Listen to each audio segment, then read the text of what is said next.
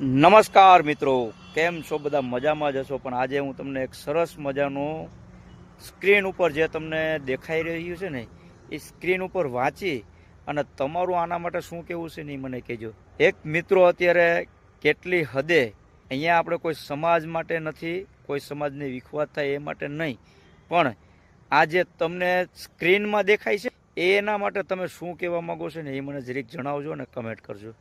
હવે જો આવી રીતના દરેક સમાજમાં એકતા કરતા હોય તો આપણે કેમ નહીં મિત્રો? અત્યાર સુધી આપણે જ ઘણા એવા નેતાઓ છે કે આપણા સમાજના નથી, છતાં પણ આપણે એને ફૂલ સપોર્ટ કર્યો છે, છતાં પણ આપણે એને બે અંગૂઠે મત આપ્યા છે, છતાં પણ આપણે એની પાછળ પાછળ ચાલ્યા છે, એણે કીધું એવું કર્યું છે, એની ચાપલુસી પણ કરી છે. તો હવે તમારે આને વાંચી અને શું કહેવું છે મિત્રો?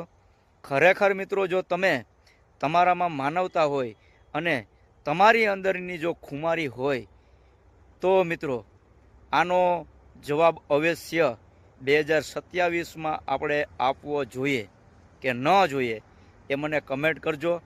કડવું છે પણ સત્ય છે, વાસ્તવિકતા સ્વીકારવી પડશે અને જો તમે વાસ્તવિકતા સ્વીકારશો એટલે રિઝલ્ટ મળશે.